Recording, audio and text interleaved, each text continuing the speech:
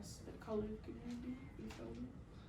53% Black and Hispanic. There's a lot, mainly Black and Hispanics in this room right now. That's 53% like us that are being human trafficked. The women you see this graph? Yellow is younger girls, like age like teenagers and stuff. Women, women older than teenagers. And then as you can see, the the lighter blue line is boys, and then the darker blue line is men. Red takes up 20 to almost I guess you could say 87. That's a lot. That's a lot of women that are being human trafficked compared to all the other genders. Okay, that's my last slide, but I got a story. Okay. Many stories that are told are by women who have suffered from human trafficking abuse. For example, in the U.S., okay, Carla Josenti, I don't know what's her last name. She was a young woman from Mexico City. She lived in the low income part, she dealt with poverty for her life. So she was a woman. She was raped by 43,200 men. 4 years of sex trafficking she had to deal with, and it was different men every day. So it was like she never really got a break. These victims are falling into a system created by men who seek to express their superiority over people they consider to find themselves inferior or weak. So I'm gonna talk about the political aspects on human trafficking and sexual trafficking in America. And to start off, the U.S. falls second place to Central America for the highest rate of human trafficking. And the victims range from any ethnic background, or like any race, or like any gender. Like there's no specific target. Like anybody could be human trafficked at any time.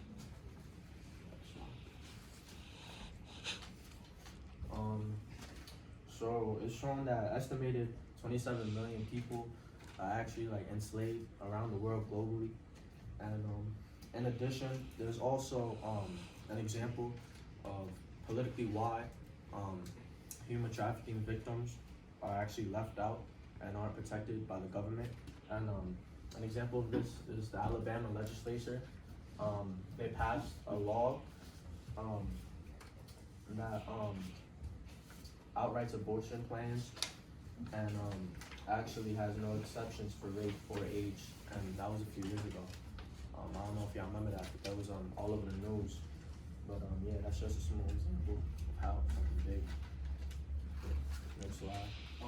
Building up to what Enrique just said, though we may believe that political policies probably have a positive impact on eliminating human trafficking, both sexual and labor exploitation, the reality is that the policies created have weak political borders, and sexual trafficking is able to operate under these borders. An example of this would also be the Sexually Exploited Children Act. It's limited by age, so it doesn't really help everyone who is trafficked. So the majority, as Sueli just said, is women, and these women are not really getting getting their needs met through political policies. Adding on to that, the TVPA stands for the Trafficking Victims Protection Act.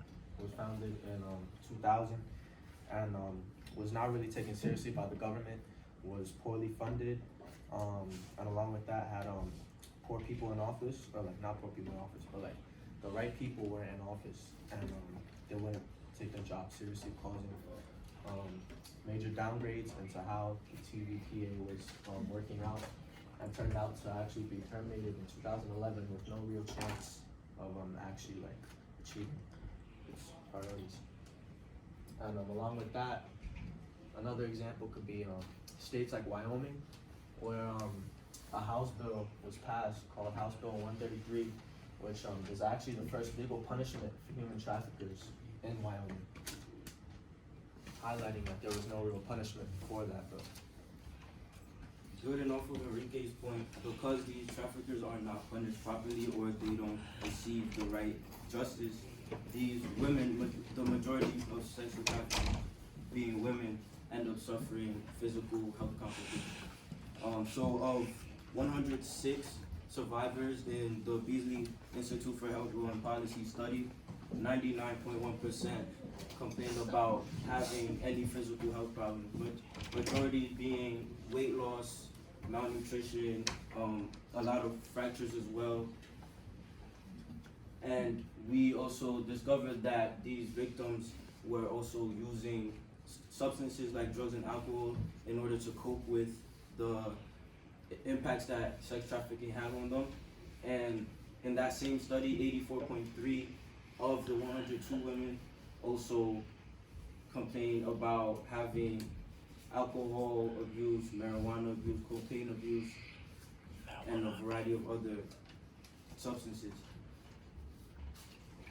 We also realized that 67.6% of these women were also going to clinics to get their abortions done, and this represented the fact that these women were actually relying on clinics a lot, and so this is why we propose that healthcare is our solution.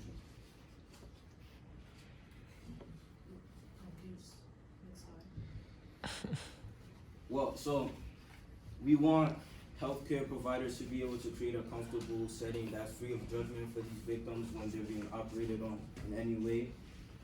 And to build on of that, as Enrique mentioned before, countries in Central America and also countries such as India and Pakistan have a high prevalence of sex trafficking victims, and as a result, we want there to be more clinics being put into these countries. To elaborate a little bit on what Derek said, it's kind of like what we're proposing is like a Planned Parenthood, but like a worldwide version where it's accessible in both urban and rural regions. That also has access to like abortions, stuff like that, Plan B pills, birth controls, any contraceptives that is able to either prevent or help fight against any STIs as well as abortions if needed. That's it. Okay. Enrique, time check? That's 14 minutes. Celine?